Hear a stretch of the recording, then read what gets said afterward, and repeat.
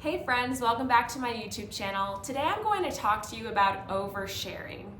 I have seen so many people fall into a bad habit of oversharing. I myself used to be a terrible oversharer. And you might say, okay, well, Destiny, what is oversharing versus just, talking and just, opening your heart to someone?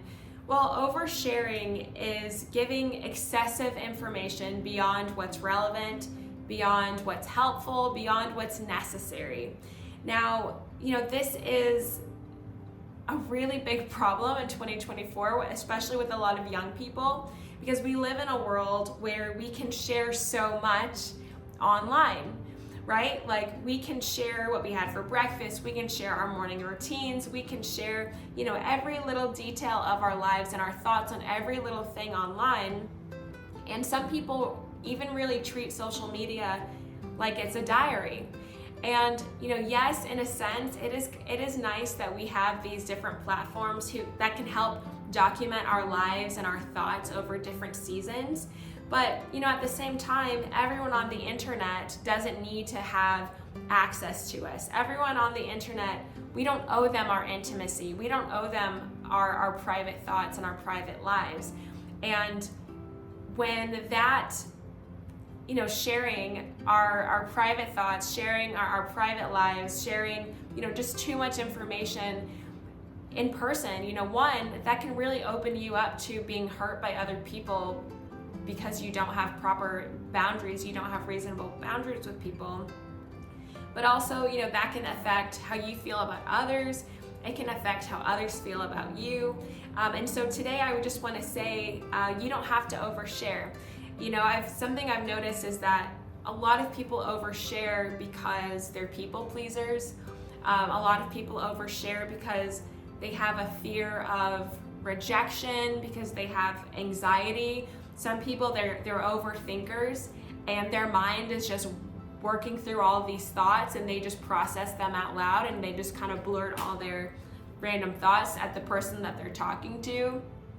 Some people, they don't want to disappoint someone, and so they just keep talking. If someone maybe asks them a question that they're not comfortable really answering, sometimes they'll just keep talking and talking to try to please the person and to not disappoint them. Or sometimes a people pleaser will just talk and talk and talk until they feel like they've satisfied the person that they're talking to. Can I tell you something? You actually don't owe anyone anything. You actually don't have anything to prove to anyone. We as Christians, we believe that Jesus gave his life for us.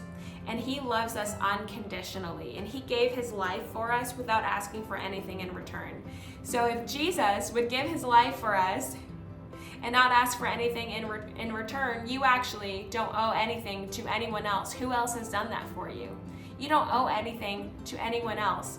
The Bible says that Christ has truly set us free from people pleasing, fear from rejection, fear of disappointing others. It says, now make sure that you stay free. Don't get tied up again in slavery to the law. And I would say, don't get tied up in fear of rejection. Don't get tied up in people pleasing. Christ has set you free. Stay free. The Bible says that discretion is a life-giving fountain. That's the opposite of oversharing, having discretion. It's a life-giving fountain to those who possess it. But discipline is wasted on fools. Think about that. Discretion is a life-giving fountain. I want a life-giving fountain in my life.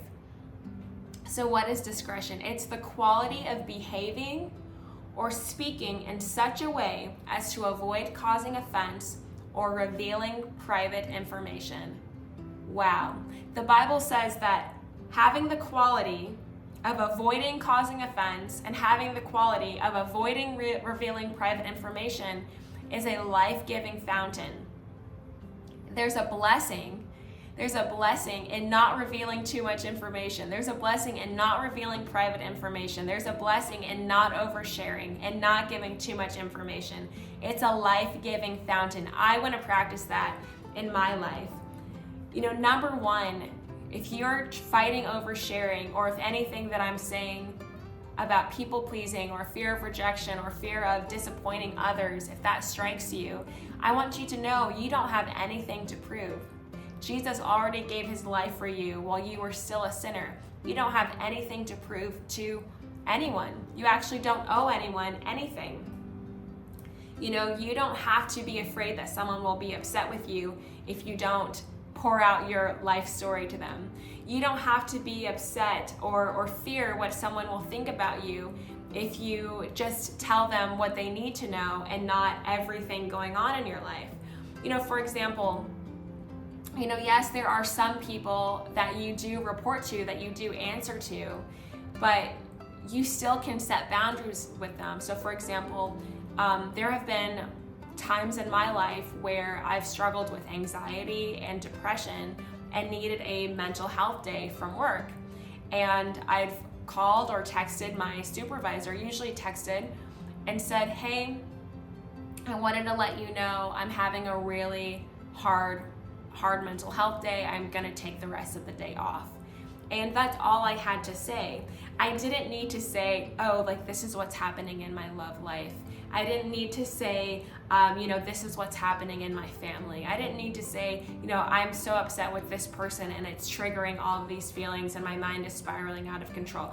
I didn't owe them my whole life story. I didn't have to prove to them why I deserved to take the rest of the day off, or you know, hoping that they wouldn't feel badly towards me or think bad things about me because I wanted to take the rest of the day off. I don't have anything to prove to them. I don't owe anyone anything.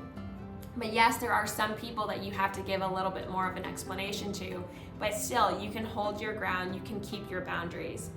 You don't have anything to prove. You know, the Bible says that fear of man brings a snare. That means a trap. But whoever trusts in the Lord shall be safe.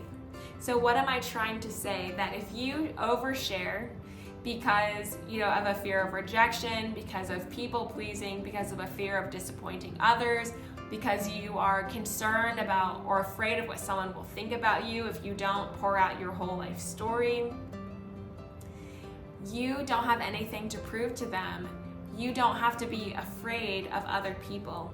You don't have to be afraid of how they will react. And honestly, you can't control how other people react. You're only in control of yourself. You're only in control of yourself, okay? So fearing the Lord, fear of the Lord in the Bible, it's talking about having a reverence, having a respect for the Lord, honoring the Lord. So honoring the Lord brings safety, but fearing man, being afraid of other people, is like a trap.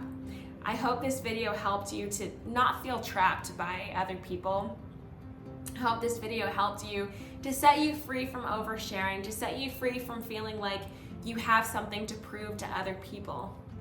And I hope that you find freedom in Jesus, freedom in the Spirit of the Lord, and safety in honoring the Lord.